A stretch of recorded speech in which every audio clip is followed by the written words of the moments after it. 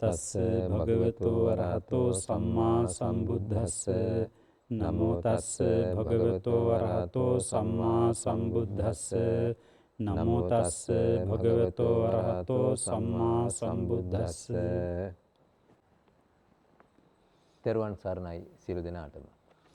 ඔබ මේ අප සමග සම්බන්ධ වී සිටින්නේ කිනිතුලාගල ආරණ්‍ය සේනාසනය මගින් ගුවනට විකාශනය කරනු ලබන අරණක රැකවරණ වැඩසටහන සමගයි. මේ වැඩසටහනේ අපි ධම්සභා මණ්ඩපයේ මේ දිනවල සාකච්ඡා වෙමින් පවතින්නේ පිරිත් පොත සම්බන්ධව. පිරිවානා පොත් වහන්සේ පිරිත සම්බන්ධවයි. එhmenan පින්වතුනි අපි ගිය වැඩසටහනේ අවසාන වශයෙන් මේ පිරිවානා පොත් වහන්සේ සම්බන්ධව සාකච්ඡා කරේ. පිරිවානා පොත් වහන්සේට ඇතුළත් කර ඇති මහා මංගල සූත්‍ර දේශනාව සම්බන්ධවයි මේ දිනවල සාකච්ඡා කිරීම පවතින්නේ. එහෙනම් අපි මහා මංගල සූත්‍රයේ මංගල කාරණා 34ක් සම්බන්ධව මේ වෙනකොට සාකච්ඡා කරලා අවසන් කරලා තියෙනවා. එහෙනම් අපිට ඉදිරියට සාකච්ඡා කිරීමට තියෙන්නේ මහා මංගල සූත්‍රයේ තවත් මංගල කාරණා 4ක් සම්බන්ධවයි.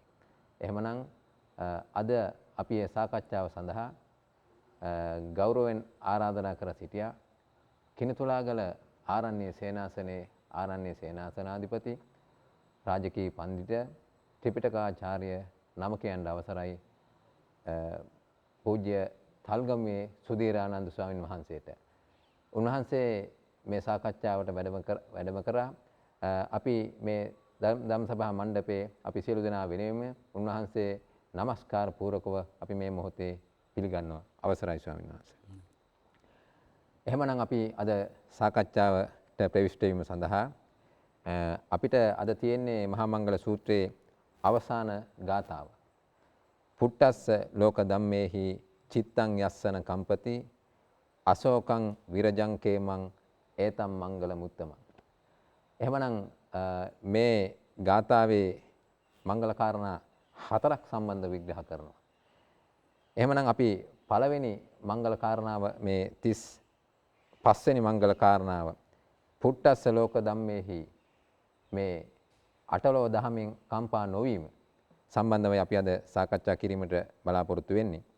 එහෙමනම් පින්වතුනි අද මේ දිනවල මේ රටේ පවතින තත්ත්වය අනුව මේ හුඟක් චිත්ත පීඩා ඇති වෙලා තියෙන ආර්ථික අවපාතයකට මේ ලංකාව ඇද වැටලා තියෙන වෙලාවක මේ අටලෝ දහමින් කම්පා නොවීම කියන එක අපිට බොහොම වැදගත් කාරණාවක් මේ මොහොතේ.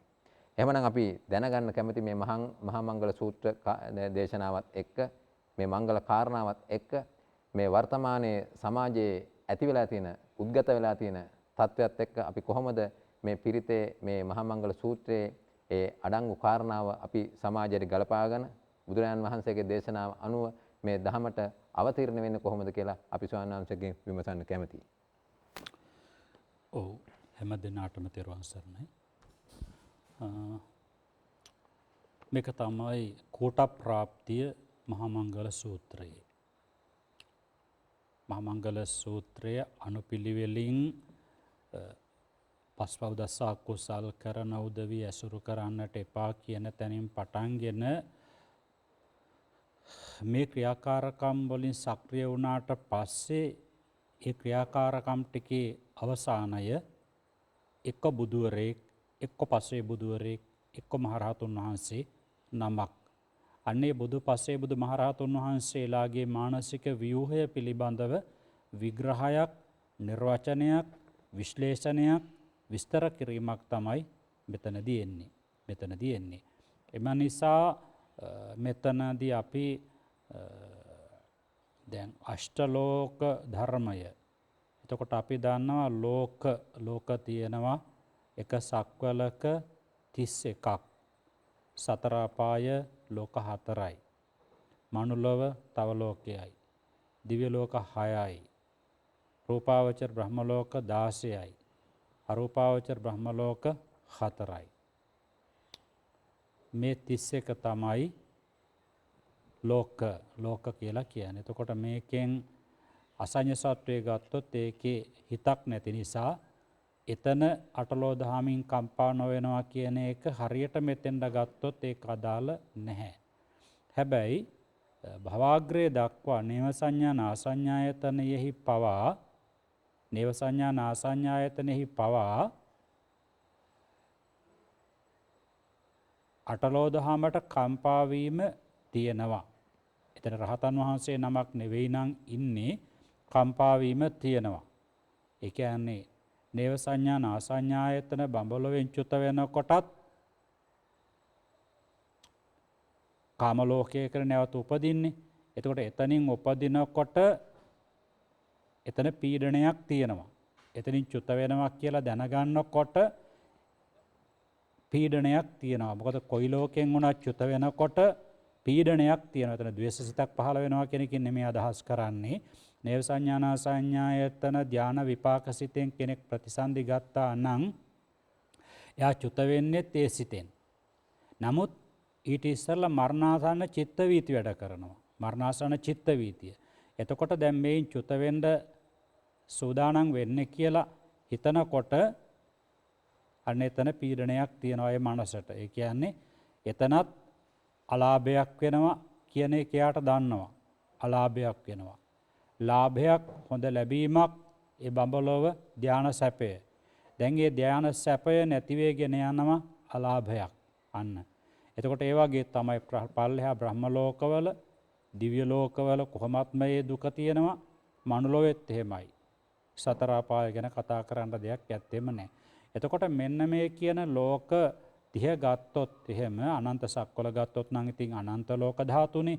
එතකොට දැන් අපි අනන්ත ලෝක ධාතුවම ගත්තට පස්සේ අනන්ත ලෝක ධාතුවම ගත්තට පස්සේ ඒ අනන්ත ලෝක ධාතුවේම නියෝජනය දරනවා එක සක්වලක භූමිතල 31 කියලා කියනකොට. එක සක්වලක භූමිතල 31 අනන්ත සක්වලහි ලෝක 31ම නියෝජනය කරනවා. එතකොට දැන් මෙහි ඒ විදිහට කම්පා වෙනවා අටලෝ දහමින් කම්පා වෙනවා. කම්පා වෙනවා කියන අදහස් කරන්නේ දුකටපත් වෙනවා කියන එකම නෙමෙයි. චංචල වෙනවා. ලාභේදී කම්පා වෙනවා උද්දාම වීම වශයෙන්. අලාභේදී කම්පා වෙනවා දීනත්වයට වැටීම වශයෙන්. පිරිස ඉන්නකොට උද්දාම වෙනවා එතනත් කම්පණය වීමක්. පිරිස නැති වෙනකොට කම්පා වෙනවා එතනත් බිඳ වැටීමක්. ඊළඟට Tamanට තිබිච්ච ගෞරවය නැති වෙනකොට පීඩනයක් එතනත් කම්පා වීමක්. ගෞරවය ගොඩ නැගෙනකොට එතන උද්දාම වීමක් එතනත් කම්පා වීමක්. එතකොට ලෞකික සැප මොකද ලෝකෝත්තර සැප ලැබපු කෙනෙකුට නම් කවදාකවත් ලෝකෝත්තර සැප නැති වෙනවා කියන මානසිකත්වයක් ගොඩ නැගෙන්නේ නැහනේ. ඒ නිසා ලෝකෝත්තර සැප අහිමි වීමේ දුක කියලා එහෙම එකක් නැහැ. මොකද ලෝකෝත්තර සැප විපරිණාම දුක්ඛ නොවන නිසා. හැබැයි ලෞකික සැප තියෙනවා ඒවා විපරිණාමයි වෙනස් වෙනවා විපරිණාම දුක්ඛ කියලා කියනවා. එතකොට ඒ ලෞකික සැප නැති වෙනවා. එතකොට දුක් වෙනවා. අන්තිමට සැප දුක් කියන දෙකනේ තියෙන්නේ. එතකොට ඒ විදිහට ලෞකික සැප නැති වෙනවා දුකට යනවා දුකේ හැප්පිලා නතර වෙනවා. අන්න ඒ විදිහට ගත්තට පස්සේ මෙන්න මේ ලාභාලාභ අයසයස නිന്ദා ප්‍රශංසා සැප දුක් ලැබීම් විවිධයි. නොලැබීමුත් විවිධයි. ලැබෙන දේත් විවිධයි නොලැබෙන දේත් විවිධයි. ආනිකයි.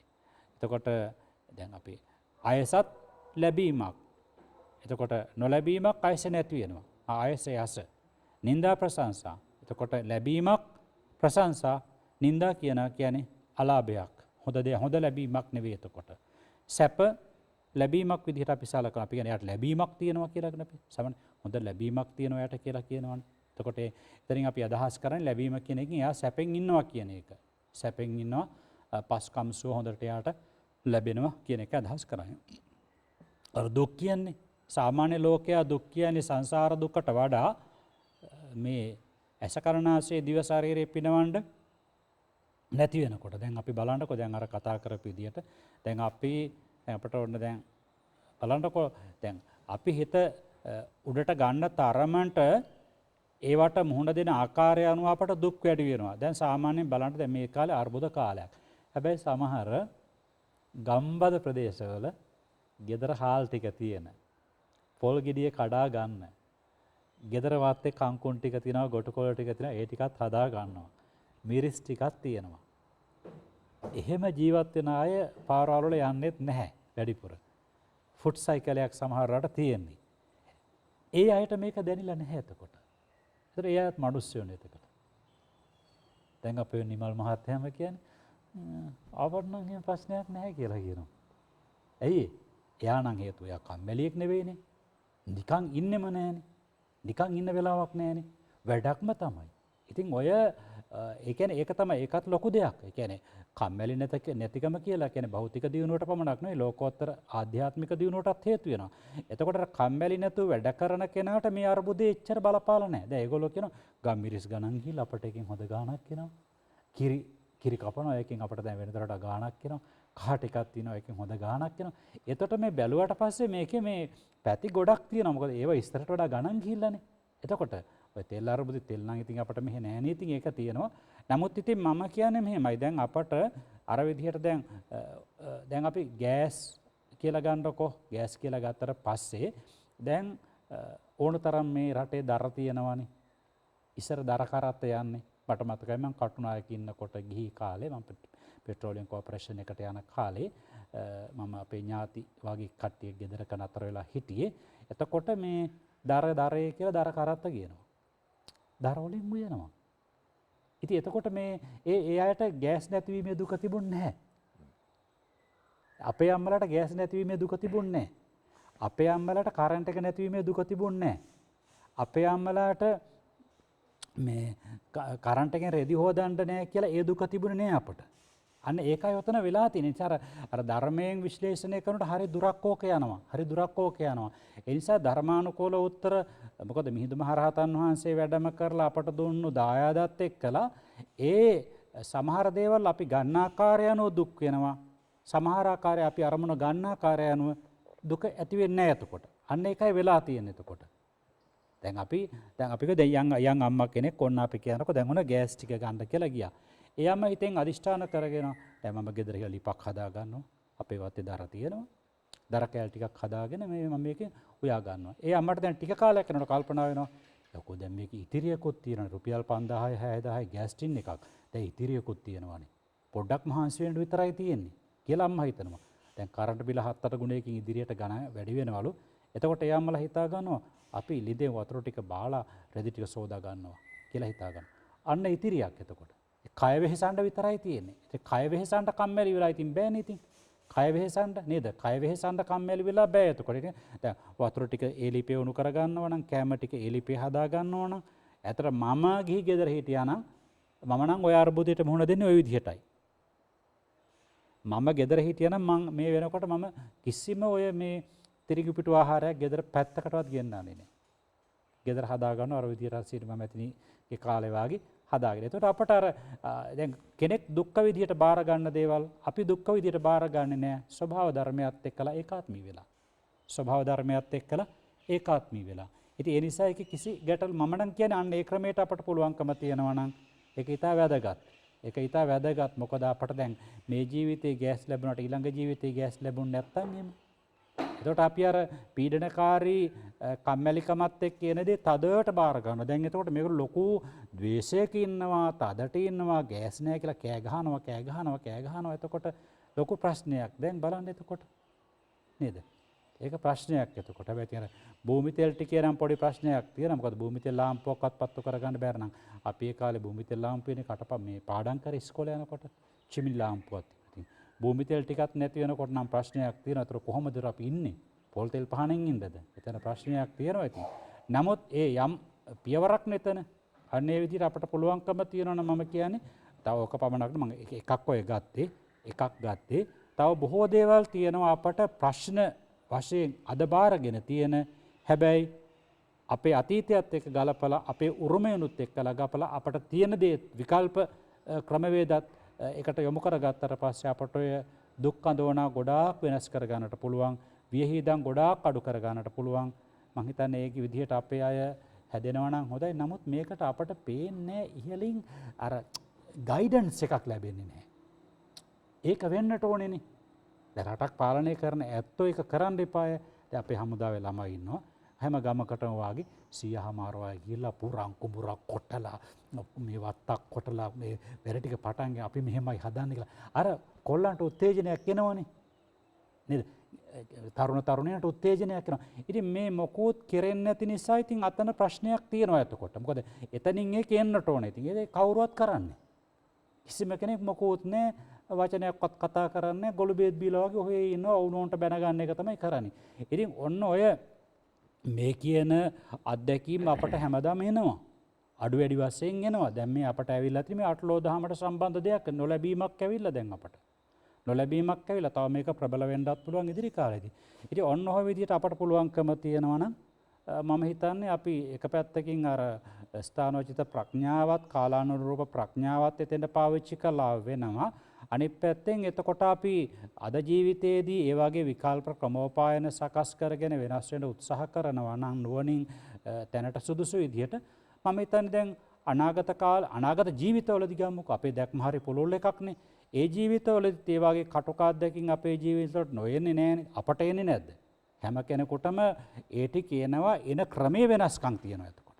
එන ක්‍රමයේ වෙනස්කම්. ඇතැම්මට කායික පීඩා ඇති කරනවා. ඇතැම් කෙනෙකුට මානසික පීඩා ඇති කරනවා.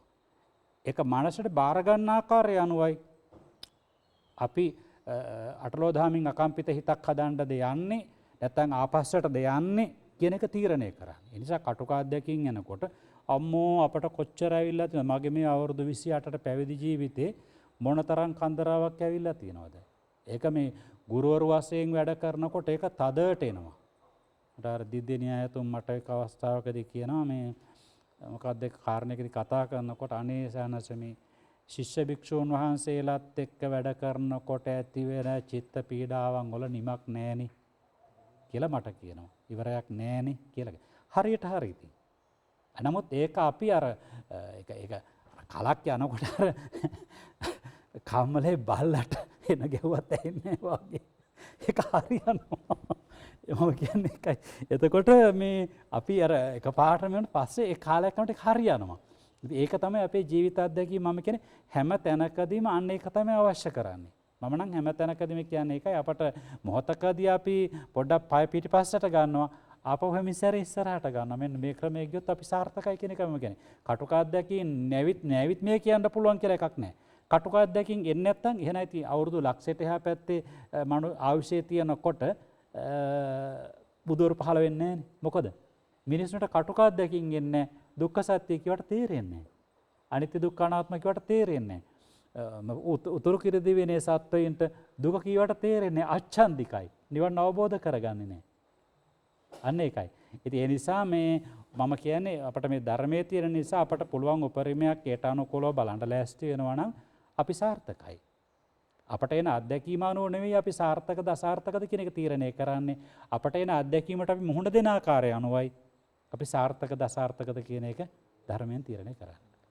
ශාස අවසරයි දැන් ශානසගේ කාරණාවත් එක්ක මතුවෙච්ච තව කාරණාවක් තමයි අපි හිතමු දැන් බාහිර ඇති වෙන සිද්ධියක් තියෙනවා. බාහිර ඇති වෙන සිද්ධියක් තියෙනවා. ඒ සිද්ධියට සාපේක්ෂව අපි මේ පැත්තෙන් අභ්‍යන්තරව හැඩ ගැහෙන්න ඕන කියන කතාවක් ඔබ වහන්සේගේ කතාවෙන් කියවෙනවා. ඒ කියන්නේ අටලෝ දහමෙන් අපිට ඒ කම්පාවින්ද අකම්පිත සිතක් හදා ගන්නවා කියන්නේ ඒ පරිසරය අනුව අපි සකස් වීම කියන එක පොඩ්ඩක් විස්තර කරොත් ඒක තව ටිකක් අත්දැකීම් මාරු කරන්න බෑ. අත්දැකීම් මේක නතර කරන්න කාටවත් බෑනේ. කර්මානුරූප වෙනවා. දැන් කාල විපත්ති, ඔය වගේ තියෙනනේ ගති විපත්ති, උපදී විපත්ති, ප්‍රයෝග විපත්ති, ඒ ගොඩක් ඒවා නිසා අපට එන්නට පුළුවන්කම තියෙනවා. ඒතර අත්දැකීම් වලින් හැංගි යන්න බෑ මේක. අත්දැකීම් කටුකේව ගෙන්න ගන්න ඕනෙත් නෑ කවුරක්වත්. හැබැයි එනවන යම් ප්‍රමාණයක් අර කර්ම විපාක ආදී හැම දෙයක්ම එල්ල කරලා මොකද කරන්නේ? එතකොට අපට තියෙන පාරමිතාවක් විදිහට ඒක බාරගන්නේ. ඊවසීමේ පාරමිතාව, උපේක්ෂා පාරමිතාව, මෛත්‍රී පාරමිතාව, ඔය අපට බණපොතේ ප්‍රඥා පාරමිතාව. ඒකයි මම කියන්නේ ඉතින් මේ කවුරුණත් නමුත් අර මිනිස්සුන්ගේ හිත වේගවත් වැඩි. මිනිස්සුන්ට ඇති වෙන ප්‍රශ්න හරි අනුවේදනීයයි. මොකද මොනවා වුණත් තමන්ගේ දරුවන්ගේ අනාගතය ගැන ඒතර ප්‍රශ්නයක් තියෙනවානේ. ඉතින් දැන් දරුවා ඉස්කෝලේ යනවා යම් වගේ මිනිස්සු පුරු වෙලා තියෙන අර ආටෝප ජීවිතයට. ඉතින් එකපාරට මේකෙන් මිදෙනවා කියලා කීවට පස්සේ ලස්සන ගෙවල් හදාගෙන ගෑස් එකගෙන යන්නේ ඊට පස්සේ පිටපැත්තෙන් කුස්සියක් හදාගෙන දරලී ගෙනල්ලා ලොකු ගැප් එකක් තියෙනනේ මාරු වෙන්න. ඉතින් ලේසි නෑ. ඉතින් අත්වල දැලි පොදක්වත් ගෑවෙන්නේ නැතුව උයපු අම්මලා අතේ දැලි ගෑවෙනකොට ඇහැට මේ දුම්පොදක්වත් යන්නේ නැතුව මේ ගෙදර මැද ලිප හදාගෙන උයපු අම්මා ස්ටෝප් වෙන සමහර ගාවල් වල ලිප තියෙන්නේ. ඕස්ට්‍රේලියාවේ රටවල නම් එහෙමයි තියෙන්නේ. අපේ ලංකාවේ සමහර අය එහෙම කරගන්නවා. ඒත් එහෙම කට්ටියට හැරෙන්න හරි අමාරුයි. හැරෙන්න අමාරුයි. නමුත් ඉතින් ධර්මයේ ගැඹුරට හොයන කෙනෙකුට මම කියන්නේ ඒක තමයි ක්‍රමය. හැම දෙයකටම ඔරොත් දෙන විදිහට මනස අත්දැකීමේ නෙමෙයි වැදගත්කම තියෙන්නේ. අත්දැකීමට අපි මුහුණ දෙන ආකාරය. අත්දැකීමට කටුකහර මිහිරි හැරි ධර්මානුකූලව මුහුණ දෙන්න අප පුරුදු කළොත් ඒ පුරුදුතාව ඊළඟ ජීවිතයේ තියෙන විවිධාකාර සංකීර්ණ අත්දැකීම් වලදී මුහුණ දෙන ආකාරය අර බෝසත්වරයෙක් බෝසත්වරියක් මුහුණ දෙන ආකෘතියට මුහුණ දෙන පුරුදු පුහුණු කරගෙන මෙහි යනවා පාඨමාලාවක් කරගෙන. ඒකයි මම ඒකත් එක්කම තව මතුවෙච්ච කාරණාවක් තමයි ස්වාමීන් වහන්සේ මතු කරා ශිෂ්‍ය වික්ෂුන් වහන්සේලා සම්බන්ධව චිත්ත පීඩා ඇති වුණා කියන එක.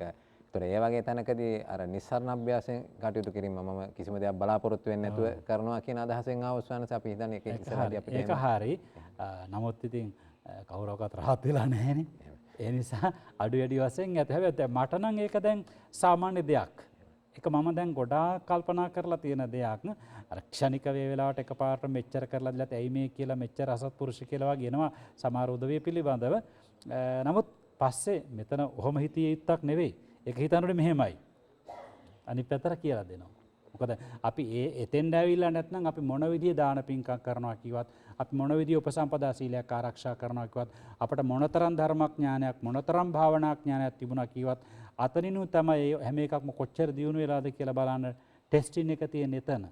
එතන තමයි පරීක්ෂණය තියෙන්නේ. ඉතින් ඒක වෙලා නැත්නම් ඉතින් ඒක ප්‍රශ්නයක්. හැබැයි වෙලා නැහැ කියලා හරි කෙනෙක් දැනගන්නවා නම් ඒකත් හොඳයිනේ. මෙච්චර જાති කරාට මගේ මනස පොඩි දෙයකින් කම්පා වෙන ගතිය තාමත් වැඩි කියලා. ඒ පරීක්ෂණය කොච්චර දෙයක්ද? ඒවා තියෙනවා ඉතින් මේ. ඕක ඉතින් අපට පමණක් නෙවෙයි ඉතින් බුදු පස්සේ බුදුමහරහතුන් බුදුරජාණන් වහන්සේලාත් වැඩිපුරම හානි කරේ විරුද්ධකම් කරේ ළඟම හිටපු කට්ටියනේ. බුදුරජාණන් වහන්සේ මරන්න ගිහියෙක් ආවේ නැහැ. නාලාගිරි ඇතුන් ගෙව්වේ නැහනේ ගිහියෙක්. සංඝ බේදේ කරන්න ගිහියෙක් ආවේ නැහනේ. අපිට පැහැදිලි එතකොට ඒ නිසා ඇති ඒක හැමදාම ලෝකෙ හැටි දැන් සාමාන්‍ය මෙහෙම කියන්නකො දැන් ගෙදරක බලන්නකො සමහරට දරුවෝ අම්මා තාත්තත් එක්ක එරෙහි වුණොත් එහෙම වැඩිපුරම පරිගන්නේ අම්මගෙන් තාත්තගෙන්නේ අම්මා තාත්තා එක්ක එළියට දාන්නේ නැහැ ගොඩක් අම්මලා තාත්තලා අපේ දුව මෙහෙමයි අපේ පුතා මෙහෙමයි කියලා. නමුත් දරුවෝ එහෙම වුණොත් අම්මා තාත්තත් එක්කලා උරණ වුණොත් වැඩිපුරම මැරෙන කල්ම පරිගන්නවනේ. අම්මලා අපට සැලකුවේ නැහැ තාත්තා අපට සැලකුවේ නැහැ අරයට තමයි අක්කට තමයි සැලකුවේ මල්ලිට තමයි සැලකුවේ කියලා ඒක දිගින් දිගටම පලි ගන්නවා අන්තිමට මිනිය බලන්නත් සමහරවට එන්නේ නැති වෙන්නත් පුළුවන්කම තියෙනවා. ප්‍රසිද්ධ ගායකයෙකුගේ පුතෙක් මැරලා තාත්තා ගියේ නැහැ කියනෝනේ බලන්න. ඉතින් ඒක කොච්චර බරපතල තත්ත්වයක්ද. ඉතින් පුතා මැරුණාට පස්සේ තාත්තාට යන්න හිතක් පහළ වුන්නේ නැහැ කියනකොට හරි බරපතල තත්ත්වයනේ අන්න බලන්න. එතකොට අම්මලා තාත්තලාත් පලි ගන්නවා එතකොට. අම්මලා තාත්තලාත් පරිගන්නතර දරුවන්ගෙන්. ඉතින් ඒවා හරි බරපතල තත්වයන්. ඉතින් ඒ නිසා ධර්මානුකූල රාමුවකින් බලනකොට ඔන්නෝක තමයි කාරණේ. මොකද හැම වෙලාවෙම හිතනනේ Tamanට නින්දාවක් අපහාසයක් චෝදනාවක් බැනුමක් පීඩාවක් තමන්ගේ දේ කඩා වඩා ගැනීමක් ආදී හැම දෙයකම හිතනනේ ඒක එයාගේ නෙමෙයි වරද. තමාගේ වරද. අදාළ පුද්ගලයාගේ නෙමෙයි මා මේ තත්වයට මාපත් උනේ මගේ අතීත වරදකින්. ඒ අකුසල කර්ම විපාකයක්. ඕකනේ බුද්ධ ආගමෙන් අපට දෙන පාඩම. එතකොට තමන්ගේ ඒ බඳු වැරදි නැවත නොකරන්නට. එතකොට මේ වගේ වැරදි සසර යනකල් මට එන්නේ නැති වෙයි. ඊළඟට එහෙම ක්‍රියාත්මක වෙන එක සත්‍ය අවබෝධයටත් හේතුයි. ශාසන දැන් ඒක අපි ඇත්තරම දැන් අටලෝ දහමින් කම්පා වින කියන විෂයට යන්නේ නැතුව මේ පැත්තෙන් අපිට හිතන්න පුළුවන් නම් අපේ කර්මයක විපාකයක් තමයි මේ මට එන්නේ කියන එක වගේ ඒ වගේ දැන් සවනස කිව්වාගේ මෙනෙහි කරගත්තොත් සමහරට අර විපාක ශක්තිය දුර්වල කරන තරම් අපේ ඒකත් වෙනවා. කම්පා වීමකුත් නැහැ නේද එතකොට. ඒතර කම්පා වීමටත් ඒතර හිත පාලනය කිරීමක් පුරුදු කිරීමක් වෙනවා එතනදී. ඒ දෙකක් තියෙනවා. අර බුද්ධ ධර්මයේ තියෙන එක ක්‍රියාත්මක වීමක් කරනකොට ඒත් එක්කලා තව ගොඩාක් පැතිකඩ වලින් ඒකට බහු ක්‍රියාකාරීත්වයක් ප්‍රතිඵල ගොඩක් එනවා. එකක් කුසලයක් දියුණු කරගත්තා වෙනවා. අනිත් පැත්තෙන් අටලෝ දහමින් අකම්පිත හිතක් හදන්න වැඩ කරගත්ත වෙනවා. අනික ගොඩාක් කම්පා වෙනකොට ඒ වෙලාවෙත් මනසට පීඩාවක් වෙනවා. ඊළඟට ඇසුරු නිසුරු කරන කෙනෙක් බැලුවට පස්සෙත් මේ එහෙමත් වෙනවනේ. ඒතකොට එයාත් බලන්නේ කුමාර හයියක් නේ හිතේ තියෙන්නේ කියලා. මට ඔය වගේ දවසක් වුණා. ඒ කාලේ නම් මට ලොකු පීඩාවක් ඇති වුණා. මම පැවිදි වෙලා අවුරුදු 4ක් වගේ. ඉතින් මම හාන් කවිසයක් ඇත්තටම අද වෙන කල්ලත් මම දන්නේ නැහැ. හැබැයි කේලම් කියන වෙන භික්ෂුවක් හිටියා. එයාට වඩා වයසින් වැඩි හිටි. මෙයා කේලම් කියලා එතනට වැඩි හිටි සානතර එක එක දේවල් කියලා තිබුණා. ඊට පස්සේ වෙන ඉන්න භික්ෂුවකටත් මෙයා ගිහිල්ලා එයත් හොඳ විදියට එයත් එකත් මම කතා කරන්නේ නේ කවුරුත් එක්කලා ඒ කාලේ. ඊට පස්සේ මේ මම ගිහිල්ලා අර ලොකු හාමුදුරන්ට කියලා මෙයාට බිඳෙව්වා කියලා දැන් මේ හාමුදුරු හිතාගෙන වැඩේ කරේ අරයා. ඊට පස්සේ මම දානශාලාවදී මට බැන්න අඬු උප්පගෙන ආව ගහන්න කියලා මටත් ගහන්න තිබුණා. මම ගැවන ලොකු කැලලක් වෙනවනේ මගේ චරිතෙට. අද වෙනකල් කිය සුධීරානන්ද ඔය හිටියට මරා ගන්න යන මිනිස්සෙක් කියලා. මම ඉතින් ගොඩාක් මම පැවිදි ජීවිතේ මම ගොඩාක් ඒ තැන් වලින් මම ආරක්ෂා කරගත්තා. මොකද පැවිදි ජීවිතේ කැලලක් ඇති වුණොත් ඒක දිගින් දිගටම යනවා. සමහර ඔය වගේ භික්ෂුන් වහන්සේලා ඉන්නවා තැනකට එන්න හැවොත් එimhe අපෝ ඔබ වහන්සේ නම් එන්න එපා කියලා කෙලින්ම කියනවා. එන්න එපා වෙන තැනකට යන්න කියලා කියනවා. ඉතින් ඒවා ඒ චරිත සාතික ලියා ගන්න බෑනේ. මම සද්ද නැතුව හිටියා. නමුත් මට ලොකෝ පීඩාවක් ආව. ඇත්තට ගහ ගන්නම හිතුණා ඒ වෙලාවේ. නමුත් මම අහගෙන සද්ද නැතුව හිටියා. මට මේ මඩ ඔහොම ඇවිල්ලා මං ගාවට මට ගහ ගන්න පුළුවන්. එයත් එක්ක කොහොමත්ම මං එයාට මොකද මේ පැවිදි ජීවිතයේ තුවාලයක් හැදෙනවනේ. ඒක ලොකු ප්‍රශ්නයක් ඊළඟට. මොකද මම හොඳට ඉගෙනගෙන හොඳට කටපාඩම් කර හරිදම සයන්සලා පවා අපට හරි කැමති. මොකද කන්න පින්කමට මම වචනයක්වත් කතා කරන්නේ නැහැ. වෙලාවට වැඩ කරනවා. කටපාඩම් දෙනවා. කාගේවත් දෙයක් කතා කරන්නේ නැහැ. කයිවරු ගහන්න යන්නේ නැහැ. ඉතින් මම එකක් හදාගෙන හිටියා. දැන් ඔය වගේ සිද්ධියක් වුණොත් අර ඔක්කොම ඉවරයිනේ. මං ඉතින් ගොඩාක් මොකද මගේ ඇත්තට ඉගෙන ගන්න කය ලොකු බලාපොරොත්තු තිබුණා. හොඳටම ඉගෙන ගන්නට ඕනේ. කෙනෙකුට කියලා දෙන්න පුළුවන් විදිහට ඉගෙන ගන්නට ඕනේ. ත්‍රිපිටකෙම ඉගෙන ගන්නට ඕනේ. ඒ වගේ මීට ගැලපෙන ඉරියව් සම්පත්තියක්, ආකල්ප සම්පත්තියක් හදා ගන්නට ඕනේ. ඔය ගොඩාක් තිබුණා. දැන් අපි ඕලාරිකයි යති බලනකොට ඒ කාලයට සාපේක්ෂව. ඉතින් ඒ කාලේ පාත්‍රේ දාන ටික ගත්තා නම් වළඳලා ඉවරන කාලය ආය ඔලුවත් උස්සන්නේ නැහැ. එහෙම හිටියේ. දැන් අපි ඕලාරික වෙලා ඒට සාපේක්ෂව.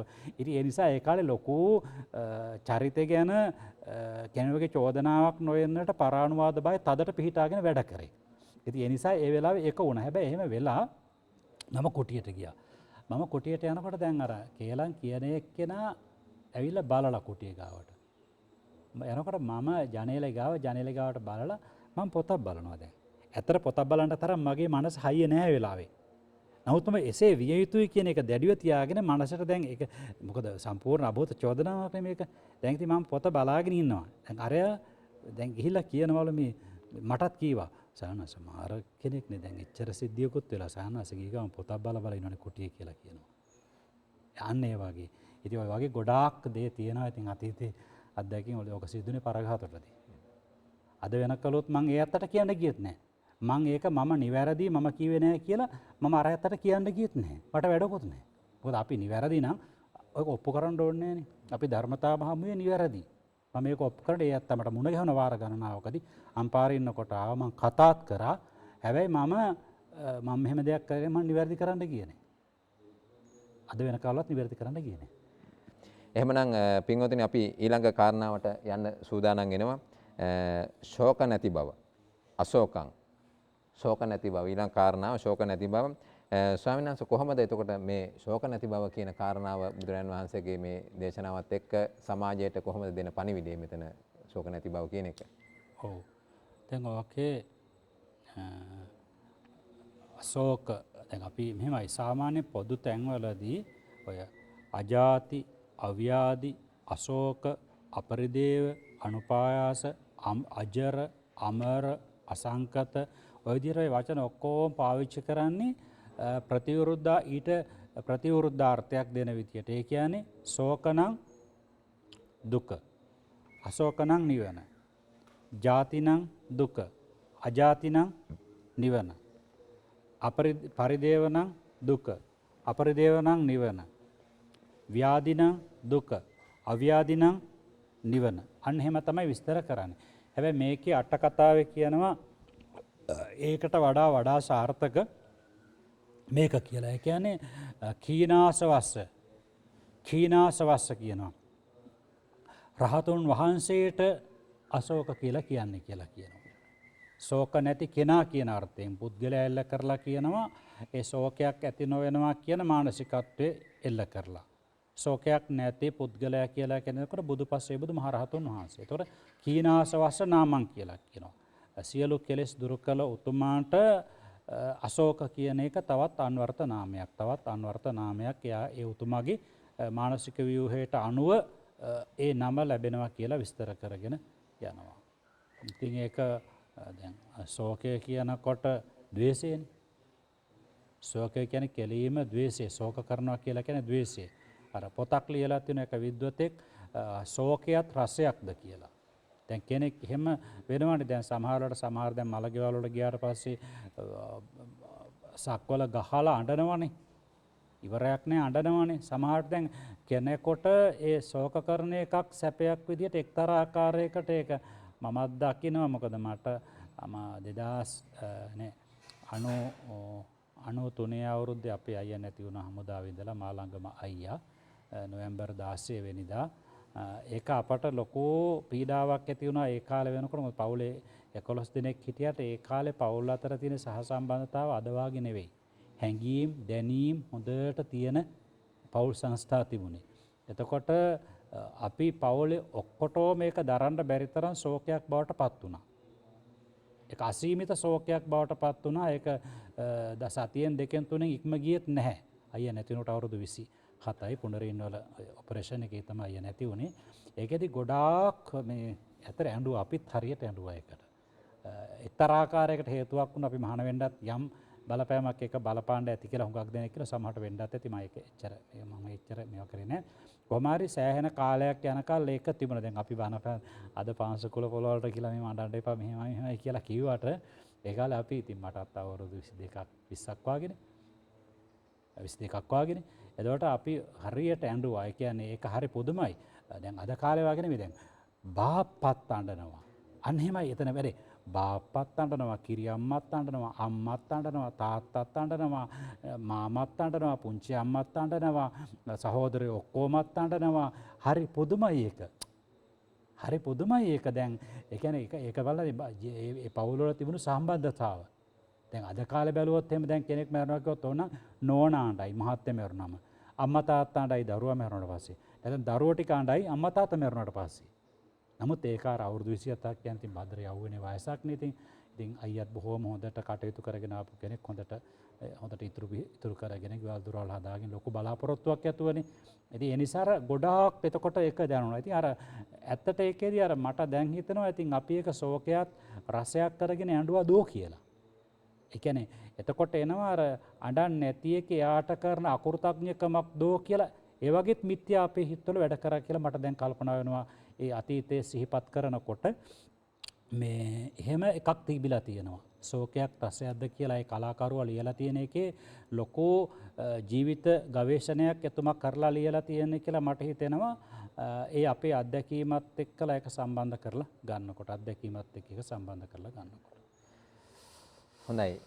ශෝකයේ සම්බන්ධව. එහෙමනම් අටලෝ දහමින් කම්පා නොවීම සහ ශෝකයේ සම්බන්ධවයි උන්වහන්සේ විග්‍රහ කරේ. ඊට පස්සේ අපි ඊළඟ කාරණාවට යනවා රාගාදී රජස් රහිත සිත් ඇති බව කියන ඊළඟ මංගල කාරණාව. එහෙමනම් ස්වාමීන් මේ කාරණාව කොහොමද 37 වෙනි මංගල කාරණාව බුදුරජාණන් වහන්සේගේ දේශනාවත් එක්ක ධර්මයේ සඳහන් වෙන්නේ අතකෝ අර ගොඩක් තැන් වල හඳන්නේ විරජං වීච වීතමලං ධම්මචක්කුං උදපාදි කියලා සඳහන් වෙන්නේ. ගොඩක් තැන් වලදී නේද? එහෙම සඳහන් වෙනවා ගොඩක් තැන්වලදී. මට එකපාරක් කවුද කියලා ගොඩාක් ඒ බණ අහගෙන ඉන්නකොට අනාථ පිණ්ඩිකස්ස ආවයි තියෙන්නේ. අතකෝ අනාථ පිණ්ඩිකස්ස සෙට්ටිස්ස විරජං වීතමලං ධම්මචක්කුං උදපාදි කියලා තියෙන්නේ. විරජං කියලා කෙලෙස් රජස් නැහැ කියන එකයි. කෙලෙස් රජස් නැහැ. ධම්මචක්කුං උදපාදි කියලා තන අදහස් කරේ සෝවාන් මාර්ග ඥානය. සෝවාන් මාර්ග චිත්තක්ෂණය.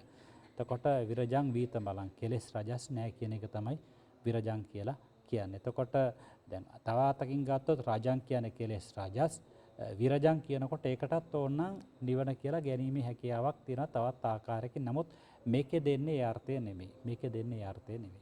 විරජං කියලා කියන්නේ කෙලෙස් රහිත කියන අර්ථය. ඒ කියන්නේ මේ රහතන් වහන්සේගේ මාර්ගඵලලාභින්ගේ සිත කියන එකද එතන අදහස් කරන්නේ කොහොමද? ඔව් ඒක තමයි අදහස් කරන්නේ. සම්පූර්ණයෙන්ම කෙලෙස් නැසපු. නැත්නම් සෝවාන් මාර්ග සිතටත් යෙදුනා විරජං වීතමලං ධම්මචක්කුං උදපාදි. ධම්මචක්කු කියලා කියන්නේ සෝවාන් මාර්ගඥානෙනේ. ඉතින් කොහොම වුණත් සෝවාන් සකෘදාගාමි අනාගාමි අරහත් කියන මේ සතර තැනම කෙලස් කොහොමත් නැහැනේ. කෙලස් කොහොමත් නැහැනේ.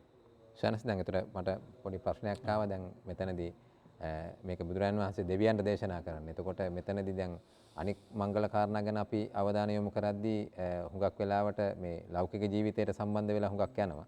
ඒතර මෙතනදී මේ බුදුරජාණන් වහන්සේ කෙලින්ම මෙතන නිවන් දැකපු කෙනෙක් ගැනද සඳහන් කරන්නේ මේ මෙහෙමයි. දැන් අර මුල ඉඳලා ආපු අනුපිළිවෙල අනුව අවධානයෙන් හිටපු කෙනෙකුට දැන් සෑහෙන දුරක් මනස ඇවිල්ලානේ එතකොට. ඒතකොට මේක 아무තු දෙයක් නෙවෙයි එතකොට. ඒ කියන්නේ ක්‍රමක්‍රමයෙන් දැන් ධම්මචර්යාව කීවා, තපස කීවා, බ්‍රහ්මචර්යාව කීවා. ඔහම අරගෙන ඇවිල්ලා දැන් අවසානටනේ. එතෙන් එහෙම එනකොට යාට ආගන්තුක බවක් නැහැ ඒ ප්‍රකාශනය තුළ. අර කාරණාත් එක්කලා පෝෂණය වෙලා එන කෙනෙකුට.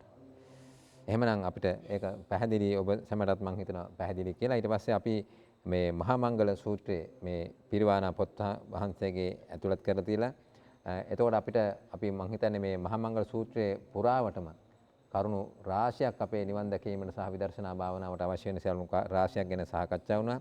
එතකොට ඒකේ අවසාන මංගල කාරණාව තමයි 38 වෙනි මංගල කාරණාව චතුරෝග බයින් මිදුණු සිත් ඇති බව යන එක තමයි අවසාන කාරණාව. සානස කොහොමද මේක පැහැදිලි කරන්නේ? කේමං කියන පද. කේමං කියන එක ස්වාමීන් ප්‍රකරණී සූත්‍රයේ තියෙන සුඛිනෝවා khේමිනෝ හොන්තෝ කියලා නිර්භය. එතකොට කාමයෝග භවයෝග ditthiyෝග අවිජ්ජායෝග තමයි චතුර්යෝග. කාම ඕග කියවා කැටලෝකුත් නැහැ. ඉතින් ඒවා සසර බැඳීම ඇති කරවන නිසා සසර වර්ධනය ඇති කරවන නිසා ඒ විදිහට ඒක භයක්. කාමයෝග භවයෝග ditthiyෝග අවිජ්ජායෝග කියන එක භයක්. ධර්මයේ දාන්න කෙනෙකුට ඒක භයක් විදියට හොඳටම දැනෙනවා. එතකොට මේ අශෝකං විරජං khේමං කියනකොට කෙලීම රහතුන් වහන්සේ පිළිබඳව තමයි කියන්නේ. රහතුන් වහන්සේ කියලා පිළිබඳව රහතුන් වහන්සේට කිසිම දෙයකට බයක් ඇති ගැනීමක් නැත්තේ. බයක් ඇති ගැනීමක් නැත්තේ රහතුන් වහන්සේට.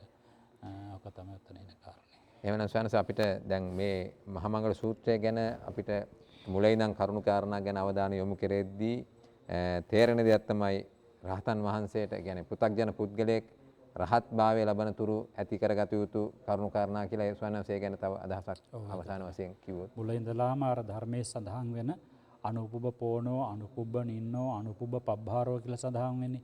පිළිවෙලින් ගැඹුරු වෙවි යන, පිළිවෙලින් ආනත වෙවි යන, පිළිවෙලින් ඇතුළට යන කියන නේද? ඒ ස්වභාවය තමයි මුල ඉඳලාම පුද්ගල ජීවිතයක් නැගිටින ආකාරයේ ගුණ යහපත්කම් එක්කලා පිළිසකර වෙන ආකාරය, හොඳ වෙන ආකාරය මේ මුල ඉඳලාම ආවේ. ඉතින් සෑම ධර්මදේශනාවකම තියෙන ශෛලියක් තමයි, රටාවක් තමයි, කලාවක් තමයි චතුරාර්ය සත්‍ය කුළු ගන්වලා නතර කරන එක. දැන් මේකේ එතකොට සේලෝ යථා ඒක ඝනෝ වාතේනන සමීරති ඒවං රූපා රසා සද්දා ගන්ධා පස්සාච කේවලා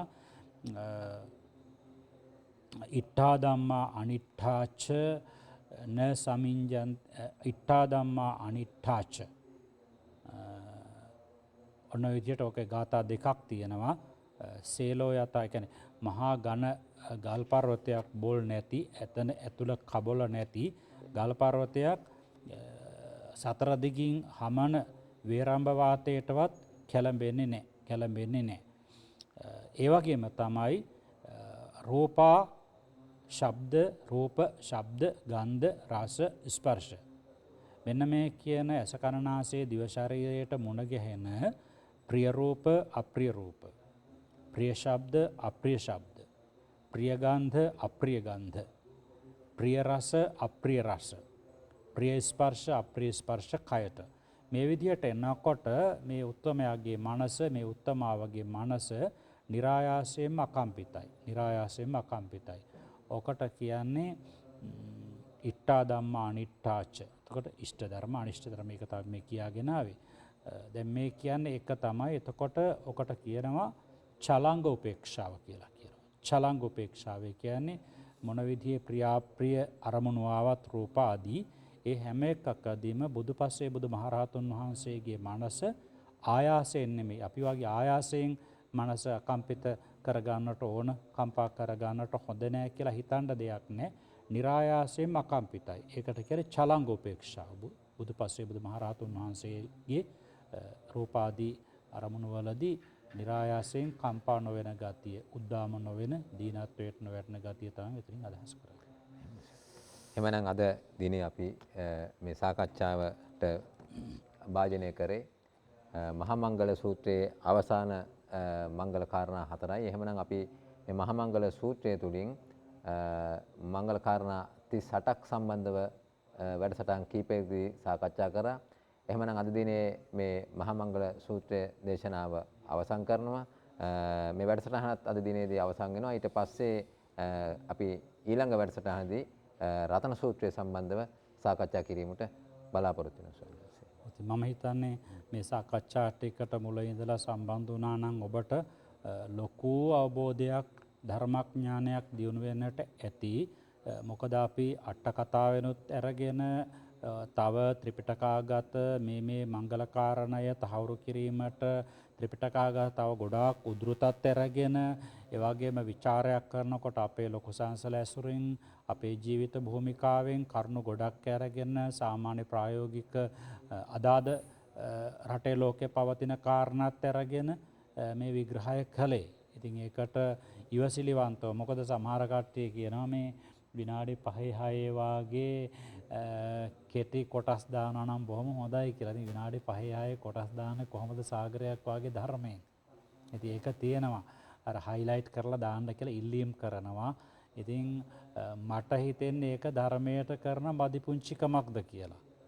මොකද ඇත්තට ඉවසිලිවන්ත මනසක් ඒ අය කරන ඉල්ලීමෙත් සාධාරණයක් තියෙනවා. මොකද ඒගොල්ලෝ කියන්නේ අර කෙටි කොටස චිත්තාකර්ෂණීය වුණාට පස්සේ සමස්ත දේශනාව කෙනෙක් අහනවනේ කියලා කියනවා. අර මිනිස්සුන්ගේ මනස හරි නොසන්සුන් මේ කාලේ. එක එක්කෙනත් එක්කලා ආශ්‍රය නිශ්‍රය කරනකොට කැළඹිලා තියෙන්නේ. ඉතින් ඒ ඉල්ලීම දැන් කීප වතාවක් කරනවා. ඉතින් ඒ ආධුනිකයාට ඒක සහ නොසන්සුන් මනසක් තියෙන කෙනෙකුට ඒක වැදගත් වෙයි. ඉතින් අපි උත්සාහ කරනවා. මොකද මේ වැඩසටහන් කරන්නේ 10-15 කාර්ය මණ්ඩලයක් එකතු කරගෙන නෙවෙයිනේ. මේක පොඩි සානස කෙනෙක් තමයි මේ සියලු කටයුතු පටිගත කරලා ඒවා සංස්කරණය කරලා මේ විදිහට පටිගත කරලා එවන්නේ. ඉතින් ඒ වගේ ඉල්ලීමුත් කරනවා. ඉතින් මේ සමහරු කියන්නේ පැයක් වාගේ අඛණ්ඩව කෙනෙක් සාකච්ඡාවට සවන් දෙන්නේ නැහනේ කියලා කියනවා. දුර්වලයි. ඉතින් ඒක බෑ කියන්නේ. ඉතින් අතර කොච්චර දුර්වල පුද්ගලයෙක්ද කියලා හිතනවා එතකොට. නමුත් දුර්වලයි තමයි හැමෝම. ඉතින් ඒ නිසා දැන් අපි මේ වැඩසටහන කරන මට ඉල්ලීමකුත් කරන්න පුළුවන්. යම් කිසි කෙනෙකුට පුළුවන්කම තියෙනවා නම් මේ වැඩසටහනට සවන් දෙන කෙනෙකුට මේ වැඩසටහන් වලින් ඒ වගේ අර විශේෂ සාරාංශ කොටස් කපලා කාගේ හරි කමන්නේ අපිට කමන්නේ කාගේ පේජ් එක දැම්මත් අපිට ප්‍රශ්නයක් නැහැනේ. එහෙම දාන්න පුළුවන් නම් ගොඩක් හොඳයි. මම ශ්‍රාවකගේ ඉල්ලීමක් කරනවා. අර ඔබට චිත්තාකර්ෂ ඔබට අර හිතට වදින මොකද සමස්ත සාකච්ඡාවේ ඇතැම් තැම් තියෙනවනේ හරි උණුසුම් තැන්. එහෙම කපලා අරගෙන දාන්න පුළුවන් නම් ඔබට සම්පූර්ණ නිදහස අපි දෙනවා. හැබැයි දාන්න ඉස්සෙල්ලා පොඩ්ඩක් අපව දැනුවත් කරන්න. ඒ වගේ මොකද විකෘතිතාවයක් આવොත් ඒක හරි නෑනේ. තනින් තනින් කැලි කොටලා ගන්නකොට විකෘතියක් වෙන්න පුළුවන්කම නිසා අපට දැනුවත් කරන්න මේ අපට හරි පොඩි සංස්ථට හරි ඒක කපලා හදාගත්තු එක එවන්න. ඒ කොටස ඒ වීඩියෝ කෑල්ල එවන්න. එතකොට අපට පුළුවන් ඔබට කිසි ගැටලුවක් නැහැ ඒක දාන්න දෙන්නට පුළුවන්. මොකද ඒ ඉල්ලීම තදට කරලා තිබුණා. ඒකේ මාතෘකාවත් පොඩ්ඩක් උණුසුම් විදිහට දාලා කරනවා නම් ගොඩක් හොඳයි කියලා. ඉතින් ඒ අහිංසක ඉල්ලීමක් ඒකට අපි ගරු කරනවා. ඉතින් එහෙමනම් අපි කරණීය මේ මහා මංගල සූත්‍රය මුල් කරගෙන කරපු සාකච්ඡා වට කීයක්ද කියලා මම දන්නේ නැහැ. සෑහෙන ප්‍රමාණයක් ගියා. ඉතින් ඒ වගේ ඔබට කරණීය රතන මේ මහා මංගල සූත්‍රය පොත බලලා නැත්තම් මංගල ධර්ම විස්තරය අපේ සෝරත නායක හාමුදුරුවන්ගේ පොත බලලා එහෙම නැත්තම් චතුබාන වාරට්ට කතාවේ පොත බලලා ඇති වෙන ඒ වගේ තව මීට අමතර කරුණු තියෙනවා. තිබුණාට ඒ කරුණුයි මේ කරුණුයි සියල්ල එකතු කරගත්තොත් ඔබට මහා මංගල සූත්‍රය පිළිබඳව විචාරයක් මේන් ඉදිරියට ආපු නිසා මම හිතන්නේ ඔබට එකෙන් ලොකු ධර්මමය වැඩක් සැලසේවි කියලා අපි විශ්වාස කරනවා. එහෙම වුණා නම් අපි එකෙන් අහිංසක ධර්මමය සතුටක් විඳිනවා. ධර්මමය සතුටක් විඳිනවා. එවනම් අපි ඊළඟ දවසේදී රතන සූත්‍රය තේමා කරගෙන ඔබට කරුණු ටිකක් ගෙනහැර දක්වන ඔබට දැන් කල්පනා වෙනවා ඇති පිරිත් පොතේ තියෙන්නේ මේ සජ්ජායනා කරලා නතර වෙන්න පමණක් දෙන්නේ නොව ජීවිතයට අනුගමනය කිරීම තුළින් ප්‍රතිඵලය දක්වා යෑමට හේතු වෙන තවත් ධර්මමය උපදේශමාලාවක් කියන එක මේ ටිකෙදි තේරුම් යන්නට ඇති. එමනම් අදට අපි සාකච්ඡාවෙන් සමුගන්නම් සුපුරුදු ආකාරයට මේ සාකච්ඡාව ඔබ වෙත ගෙනීමට මාසික බිල්පත් ගෙවන සත්පුරුෂ හැම දෙනාටමත් වගේම තාක්ෂණික කටයුතු වලට යොමු ඉන්න ඒ තරුණ දරුවා වෙනුවෙන් මාසික වේතන ගෙවන ඒ පින්වත් මව්තුමිය පියාණන් ඇතුළු කොට සෑම සියලු දෙනාටමත් වැඩසටහන සමග අප සමග එකතු වෙන අපි දන්නවා ගරු ස්වාමින් වහන්සේලා ගරු සිල් මෑණියන් වහන්සේලා ඒ වගේම පින්වතුන් එකතු වෙනවා. ඒ හැම දෙනාටමත් අපි සිත ප්‍රාර්ථනා කරනවා. ඒ වගේම වැඩසටහන සාකච්ඡාවට අපි එක්කාසු වෙනකොට හැමදාම පිරිත් පොත මුල ඉඳලම සාකච්ඡාව ගෙනිච්ච අපි අපේ මාවනෙල්ල තල්ගම බෝධිතයන් යෝගාශ්‍රමී කෘත්‍යාධිකාරී පූජනීය තෙල්දෙණිය සුධම්මානන්ද ස්වාමීන් වහන්සේ සමග උන්වහන්සේත් වැඩම කරලා දැන් මේ සාකච්ඡාව කරනවා. උන්වහන්සේටත් අපි ආශිර්වාද කරනවා, බුද්ධ ආදී රත්නත්‍රය ආශිර්වාදේ ප්‍රාර්ථනා කරනවා. සෑම වැඩසටහනක්ම ඔබ වෙත ගෙනීමට ඒ තාක්ෂණික කටයුතු වලට නියමුවානාන විදිහට වැඩ කරන්නේ අමිතිරිගල පොඩි ස්වාමීන් වහන්සේ. උන්වහන්සේටත් නිදුක් බව නිරෝගී බව ප්‍රාර්ථනා කරමින් සේනාසන වාසී සීල ස්වාමීන් වහන්සේලාටත් ගිහි පින්වතුන්ලාටත් සෙත්මෙත් ප්‍රාර්ථනා කරමින් අපට සිව්පස්යෙන් උපස්ථාන කරන දේශීය විදේශීය දායක කාරකාදීන්ටත් තුනුරුවන්ගේ ආශිර්වාදය ප්‍රාර්ථනා කරමින් අප ගුරුදේවෝත්තමයන් වහන්සේලාටත් ජීවතුන් අතර ඉන්න සෙත්මෙත් ප්‍රාර්ථනා කරමින් ජීවතුන් අතර නැති අයට නිවන් සුවත් ප්‍රාර්ථනා කරමින් ඔබ නමින් අප නමින් මිය පරලෝකයේ ඥාති ආදී කෙනෙක් පිනක් බලාපොරොත්තු වෙන වෙසෙත්නම් අපේ ස්වාමීන් වහන්සේලා නමින් පින්වතුන් ඔබ නමින් ඒ හැම දෙනාටමත් නිවන් සුව කෙලවර කොට මේ ධර්ම ශක්තිය උපකාර වේවා කියන ප්‍රාර්ථනාවත් තබමින් අදට වැඩසටහනින් සමුගන්නවා. සියලු දෙනාටම බුද්ධ ආදී රත්නත්‍රය ආශිර්වාදයෙන් සැනසුම වේවා.